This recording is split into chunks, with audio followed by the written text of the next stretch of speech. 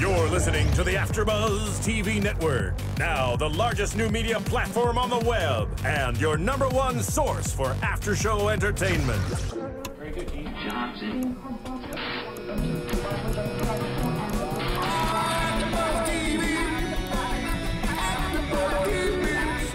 The AFTERBUZZ Studios in Los Angeles, California. Presented by Maria Menounos and streaming live thanks to Akamai Technologies. This is AFTERBUZZ TV's Looking After Show. We'll break down tonight's episode and get you all the latest news and gossip.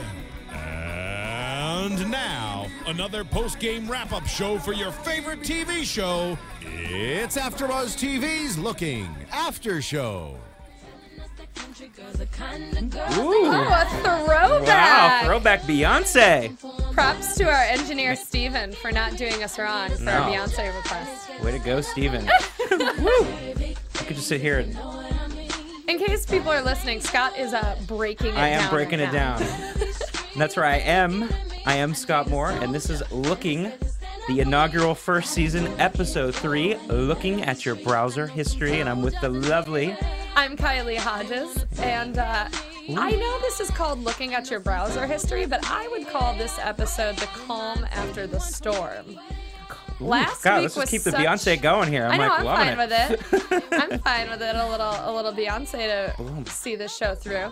No, but last week's episode was so much happened sexually and plot wise, and this one was more okay, right. Take a deep breath and kind of get back to basics. Yeah, you're right. I mean, it was still Beyonce's still going.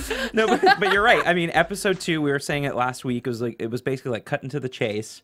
Yeah, and then we quick and dirty. It really was, and it was dirty. It was. DURTY. Woo. And then we moved from that, like you said, that was a very good point. It's like now it's kind of the calm after the storm. We're kind of getting back to the characters again. You know, we're sort of in that. I always call it sort of the, you know, when you're pulling back the, what's it called? Veil. Yeah. Pulling back the veil. Yeah. Thank you, Steven. I know, I'm like, what's it called? Yeah, so you're pulling back the veil, you're getting to know the characters, and you're kind of gearing up for more action that's going to be happening, I believe, in the next couple episodes. You know, the ramping up the action. So this is sort of the come down before we ramp back up again. Yeah.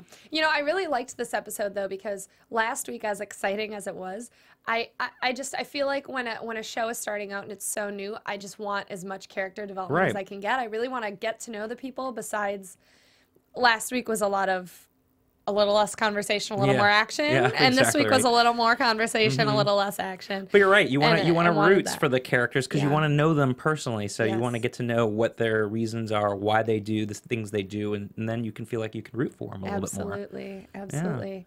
So shall we dive into it? Yeah, I'd love to talk about Patrick this episode. He's kind of, in my eyes, been...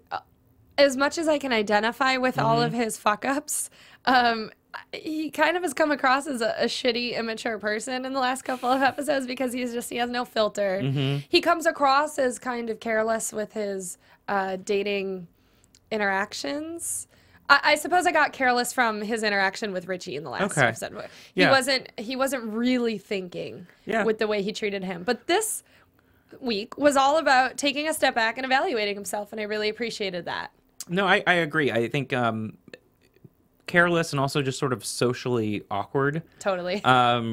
Goofy, kind of geeky, and kind of like he sticks his foot in his mouth before he does the action first and he talks first and then he thinks about it later, like, whoops, totally fucked up there. Yeah. So I think that's sort of his problem is that he doesn't think before he speaks, and then he ends up doing very awkward things. Like we started out with in the episode, he's with his coworker Owen, and I know they're at a video game launch. Launch, but it was like at a. Oh, I was like, we almost got Ronnie. Ronnie, we're looking for you if you're listening. We're looking for you, Ronnie. Pun intended. But yeah, it's like they were on like some carrier. Looked like they were having a great time there at the party, and he sees this guy go by because they're talking about the whole video game stuff, and Patrick has mentioned this before in the previous episodes that he likes to play the female character. And, he claims it's not so much that he's gay. He claims it's because, the female character is like the outsider, and he always has felt like the outsider, so he can relate to that. And so, you know, this guy asks him as they're passing by the party, and then of course, you know, he tells his coworker Owen, he bets him $1,000. Which, by the way, did you ever get the money for that? That's a big bet. That's a huge bet. That's a 50. Again, well, you know, maybe awkward. 50. Yeah, well, it's an awkward thing to do too. Yeah, it's like, totally. you know, Pay up. He is gay. betting $1,000 that the guy that walked by was gay. So he goes down to the I don't know, the torpedo room. I guess they're just I Play don't the know video what was game. up with that. Yeah, and Straddling a straddling bomb. a torpedo. Yeah, don't you do that? Of course. I mean, hello. No, I thought I think another thing I'm learning from this episode about Patrick is you said he's socially awkward, but he doesn't have a lot of tact with the way Right. he tries to hit on people, and it's just every time I just want to facepalm. I know, it's cringe-inducing. It's like, oh my yeah. God, what are you doing? Yeah, hitting on his boss, definitely a no-no. Well, And granted, yeah. he didn't know No, that it was but- his potential boss there. Yeah. But he referred to him as the white Will Smith, and I thought that was later very on, silly. those big ears. Later on in the episode, he certainly did. But yeah, it was funny because he basically, you know, gets all silly and asks him, Yes. you know, if he's gay, and his soon-to-be boss Kevin was like, "Yeah, I am," and tries to, you know, he's like, "Not like that we would hook up or anything." I mean, it was just I'm like, once again, I'm like, "You're so well, awkward." obviously you were thinking I that. know, I'm like, Otherwise, why would you stop. say it? Like, Patrick, just stop. Just don't talk. Well, just don't talk anymore because it's really embarrassing. So then he goes into work and sees his new boss, apologizes for hitting on him, and Kevin, his new boss, is pretty cool about it, and then just totally pulls a fast one on him and calls him out for his internet activity at work, which I love found that. hysterical. We said OK Cupid or mancunt.com. Yeah, manhunt. And he was like, no, that's manhunt. Sorry, I probably shouldn't have said that word, but it was on the show. It was on the show. I know. And now Steven's like freaked out Can there. you bleep me? Nope, but I can just go beep every There- time you want to say that. You can just bleep random words that come out of my Yes, mouth right. now, I so think they you should sound just- like swear words. You should just but they're bleep not. every other word because it's basically like the show. But So he goes boo and the boo. yeah.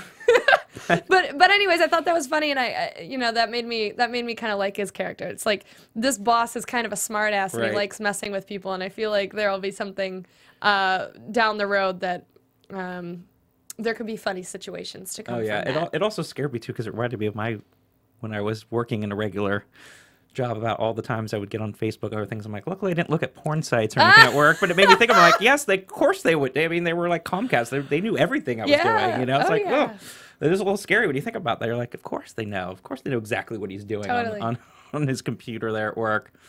Yeah. It's just a matter of how often you're doing it and Right. whether you're going to get called out on it. That was good though. But what I liked the most about this episode with Patrick was at the very end, he grew up a little bit. He deleted his OkCupid account, and outside of work, he got his shit together and he finished a character, a playable female character for this new video game. And something that I've picked up from Patrick, or something that's been in the back of my mind throughout this show, is I kind of felt like Patrick was a little bit of a deadbeat, and not. I guess deadbeat is a little harsh, but he has a good job, but he didn't ever really hint on having any aspirations or dreams in previous episodes. It's all about his dating life, and he happens to get up and go to work. But this showed that he can be a responsible human being, and he has some drive, and he wants to prove to people that he's better than how he's perceived. And I appreciated that, and I thought that was really sweet. And I thought it was very sweet how they kind of wrapped up the interaction with him and Kevin at the end with a nice little bow by saying that, oh, I was just messing with you. I am bringing you on my team now. Let's, what does he say? Oh, commitment looks good on you. I thought that was It's true. I mean, it's like you were saying, it was focused on his dating life and sort of like he was just comfortable in his job. And I think that was a good point, too, when he's having that discussion with Augustine, and you know, Augustine's talking about the artist part, which we'll get into his stuff in a few minutes. But he's talking about that, and his position was the level up designer or level designer or whatever. And you know, and he was saying like I think there was a lack of that motivation. And I think, you know, in some aspects that happens, you get comfortable in your job, but you don't have all those quadrants for everything. You know, like it's either like everything's going great with the job, but you don't have the relationship, or you have the relationship, but your job situation is crummy. So it's really hard to get all those quadrants and balance at the same time. Yeah, and I can completely relate to that. Right. Don't you ever feel like when you're in a relationship that your like social life or your work life is slacking, but then when you're single, I know for me, I just like narrow in, like when I'm single, I'm like, I'm just not even going to think about being single. I'm going to do this all the time and distract myself. So I feel like anybody can relate. There's never an even. And it's really, really hard to kind of have it all like everyone always talks about. And so I think that's what they were showing with him with Patrick. But like you said, he took that opportunity to kind of grow up a little bit, focus on his career. And I think it was really great. Like when you just pulled that like all-nighter, what I thought he did. Yeah, it's putting me on his team a little more. I was always on his team, but I just it's just you always kind of saw him at the beginning, kind of being the naive guy that was sort of, you know, and awkward, and especially in the dating side, and maybe just comfortable in his job because he hasn't been challenged before. So this new boss that was coming to lead the project kind of brought him to a new thing to get him to challenge him a little bit more. So it was good. Yeah. So let's move on to Augustine.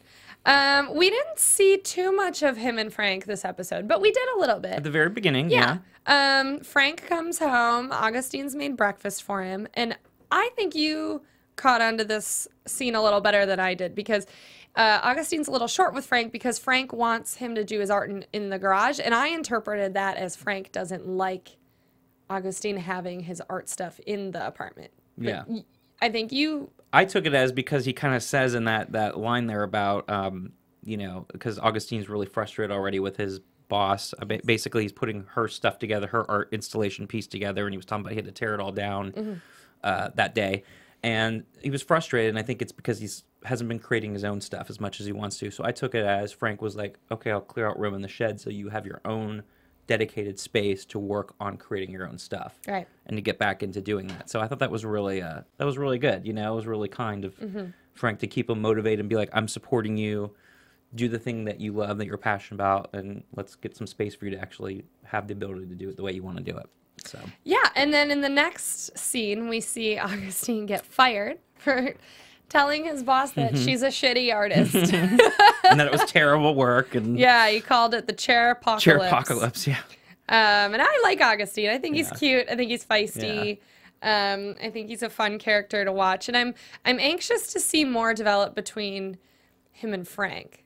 Yeah, and I think, you know, it was sort of at the point, too, like anyone can kind of relate to this, that you have a crappy boss and you finally get to the point of no return where you just lose it. And I think that was him. He had finally gotten to the point, you know, like, I'm done with this. I don't want to put up with her crap anymore. Her art is crap, you know, like, good luck getting it back to London. I think he's tired of working for other people because he wants to do his thing. So he finally blew up and lost it. And with a total twist of events, Augustine gets fired, but then goes to eat some cake. A classic sad person moment. Right. You're pitying yourself by eating a giant piece of cake. And he meets a sex worker. And that was great. I thought the funniest part, I mean, call me naive. I don't hang around prostitutes or sex workers, but I thought it was hysterical that he had a card. Yeah. And then with later a matte on, finish. Yeah, it was a fancy card. Well, for what was it, $2.20 an hour? Yeah. He can afford some nice business cards. I'm like, man, I think I'm in the wrong line of work right now. I'm like $2.20 an hour. Yeah, shit. Morals, schmorals. Right. I could use $2.20 an hour. But then it showed a close-up later on of the card, and I was hoping it would say, like, something funny. Like, you like beards? I got one, or something. But it didn't. It was just a nice black card. Yeah. But this, with the matte finish. Yes, with a nice matte finish. But this is funny to me because I feel like this is going to put a giant wrench in the Augustine-Frank relationship. Right. Because I can tell you right now, if I find out my man quit his job and decided to go into the sex working business, his ass would be out on the street in no time. Yeah, that is not okay with me. Well, that's the thing that's going to be interesting because, you know, in that episode where they had that three-way for the first time, you see that their relationship is very fluid in the fact that they've moved in together, they made this big step, and Augustine did it reluctantly again because it felt more like because he couldn't afford the rent anymore and he wanted to, you know, that's what... Yeah, how romantic. Yeah, right. That's what got him to like finally go over the edge and move in with him. But now it feels like again where he feels constrained And you can tell that he's really thinking about doing this. And yeah, it's definitely going to be interesting to see how the relationship plays out, because obviously I think for anybody that would put a huge strain, obviously, if you have a partner there that wants to go into sex work. But yeah, it was just, that whole scene was so funny because it just was so surreal. And it was cute. They were kind of flirting. Yeah, they too. were. Yeah. I mean, granted, he is paid to be, you know, likable. Yeah, well, it was great. In multiple ways. The sex worker's like, yeah, I'm not good at being an accountant, but I am great at sex. Yeah. Hats off to you. And I'm you like, found hey, your talents. He's got a great beard, Augustine. So if that's what people are into, he's got, I mean, way better than that sex worker guys. So speaking of sex, Dom.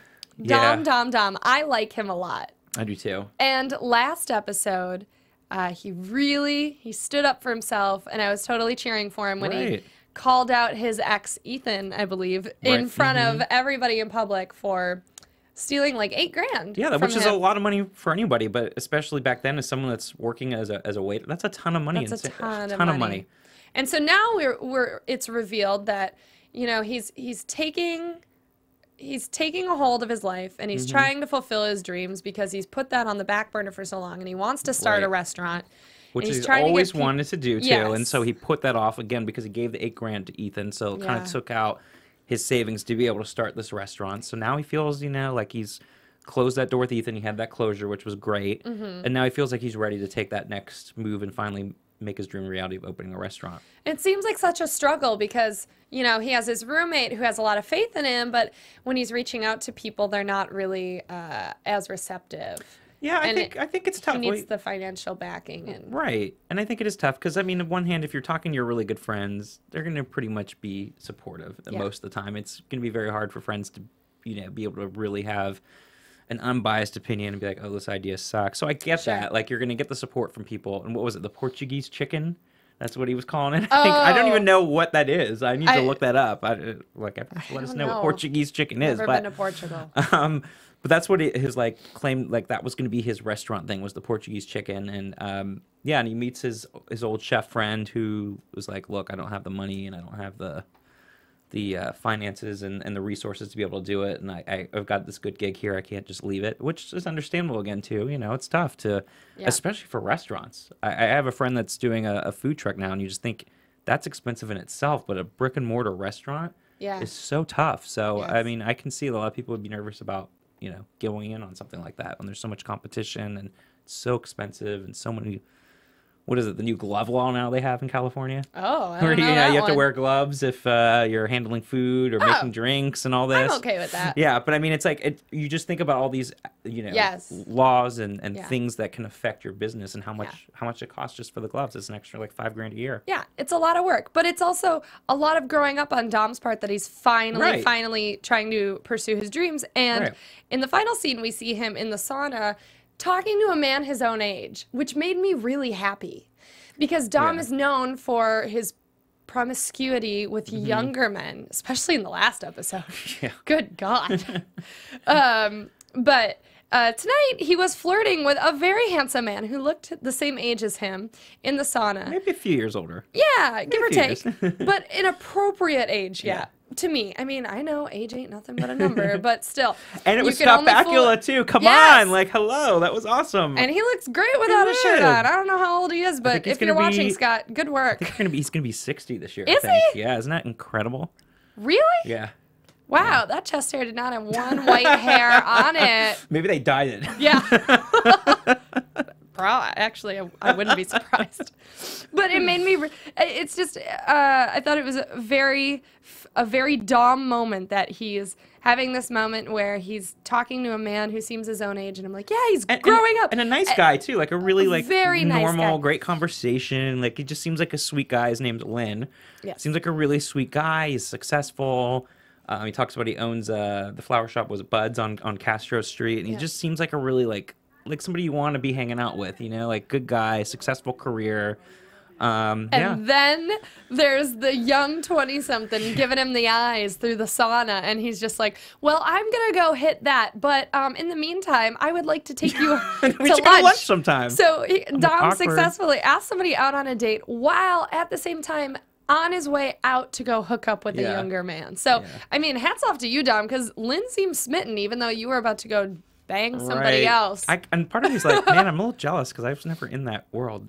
Nobody was ever looking at me at the sauna to look up, so I'm like, man, I missed out. That whole scene was very funny and bizarre. But you know, kudos to Dom for killing it. He's got some swag. You know, he can. he sure does.